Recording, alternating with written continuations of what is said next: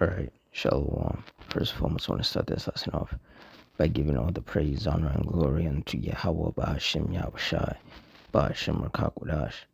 Double honors to the apostles and elders at Great Millstone. Honors to all the brothers who are fervently preaching the word in sincerity and in faith. Shalom to all the sincere Akwath, which are the sincere sisters. And Shalom to the scattered Israelites, who are amongst these heathen nations and look like these heathens. Now this lesson is going to be based on this article in regards to an explosion and fire in Staten Island shipyard that killed one person and injured dozens of people. So through the Spirit, I'm going to read this article, get some precepts, and Lord's will, you're edified. It says one person has died and nearly 36 first responders were injured following an explosion and fire at a shipyard on Staten Island, according to FDNY officials. It happened at the 3075 Richmond Terrace between Lockman Avenue and Andros Avenue on Friday. The FDNY says they received a report of workers trapped around 3:30 p.m. and a fire in the back of the shipyard, followed by a major explosion around 4:20 p.m. As soon as they arrived on scene, the situation was immediately dire, and firefighters scrambled to get to the workers trapped in the basement of a metal structure near the docks as it was on fire.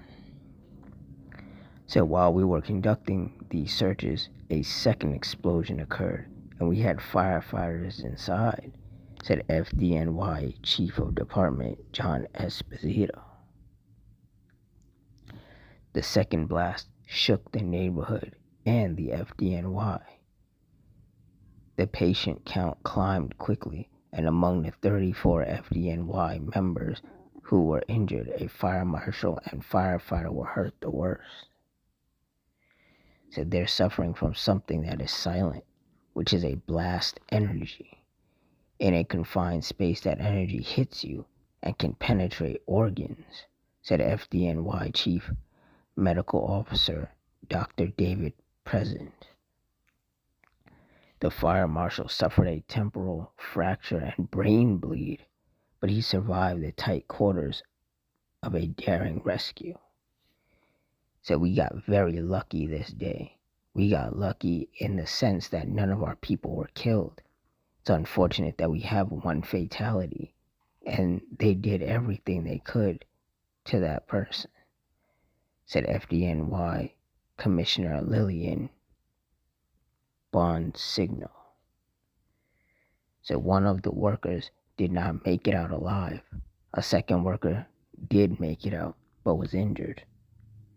There was tragedy, but there was also bravery.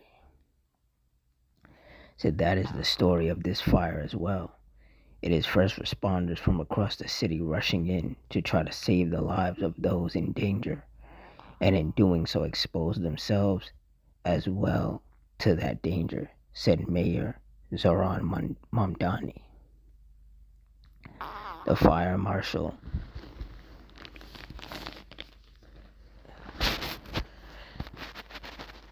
identified by the FDNY as Christopher Cusaro was on scene as part of a special search and rescue team to deal with tight spaces. He had a search dog with him who was uninjured, is currently intubated in critical condition. The doctor says he is being watched very closely, and if there is no brain swelling, he should make a recovery. Firefighter Vincent Delgado remains in serious condition. The cause of the fire, Mayor Mamdani says, is under a comprehensive investigation. Yep. So just as through the Spirit I've been saying, these judgments are starting to get worse, starting to get a lot more extreme and more intense.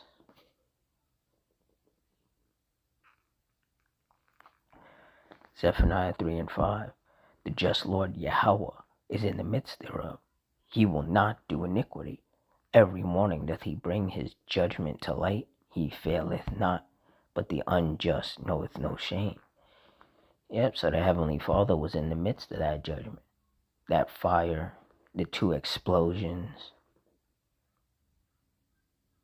all of that was the judgment of the Heavenly Father, and it played out exactly how he wanted it to. The one person who died was who the Lord wanted to kill, and the people who got injured were whom the Lord wanted to injure. And like it says, every morning doth he bring his judgment to light. And that's why every day you wake up and you check the news and you see the judgments of the Lord. Because every day, 365, 24/7, the Lord is bringing judgment upon people. Psalms 9:16, the Lord Yahweh is known by the judgment which he executeth. The wicked is snared in the work of his own hands. Hegeon Selah. And that's right. A lot of people will say that, oh, those firefighters, they're so brave for going in there. But it's like they were doing their job. And the Lord is the one who led them there, so that he could bring that judgment upon them, because a lot of firefighters did get injured. Two of them more severe than others.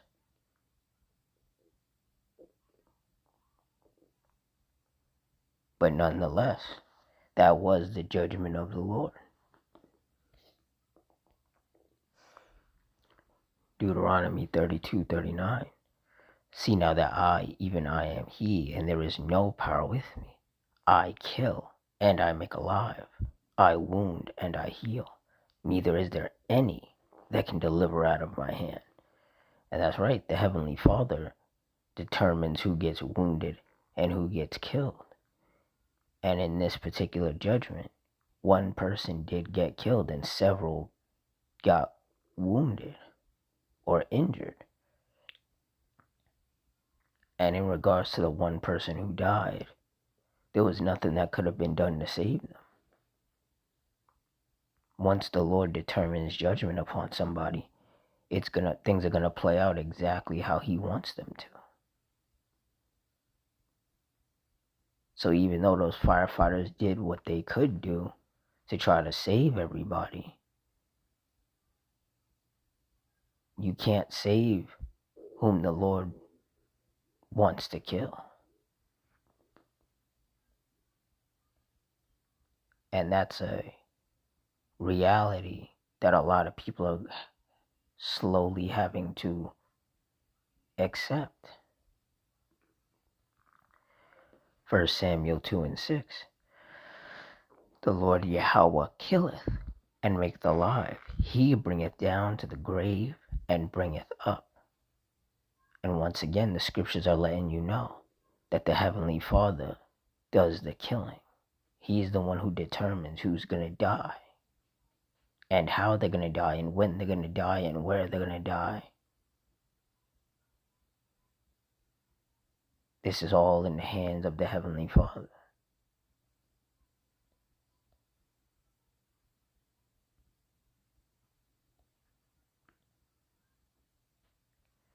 Job 4:7. Remember, I pray thee, whoever perished being innocent, or where were the righteous cut off? And the answer is that nobody has perished being innocent, nor were the righteous ever cut off. So that one person who died was not innocent in the eyes of the Lord. And that's why that person was not saved. Verse 8, even as I have seen, they that plow iniquity and sow wickedness reap the same. And that's what's happening in these last days. These wicked people with whom the Lord is angry with are now reaping what they've sown. They've provoked the Lord unto wrath, and now the wrath of the Lord is being brought upon them.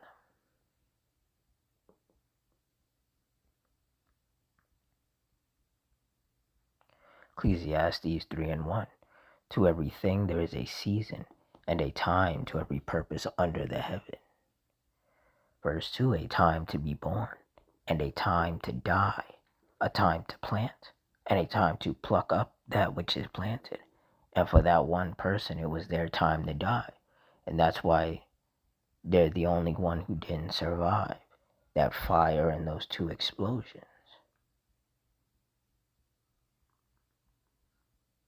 And there was nothing that could have been done to save them, because the Lord did not want them to be saved.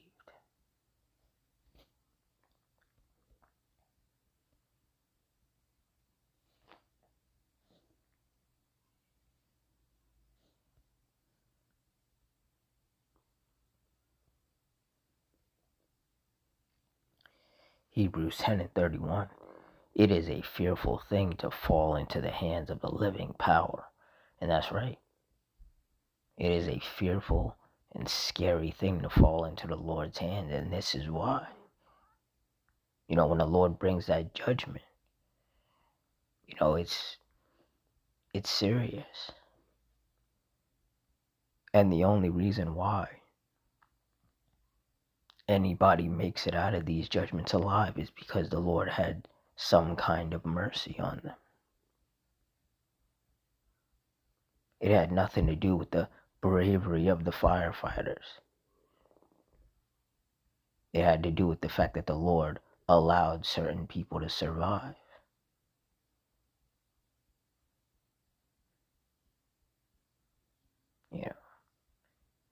But in these last days, there are going to be a lot of situations where nobody survives, or more people end up dead than the ones that survive.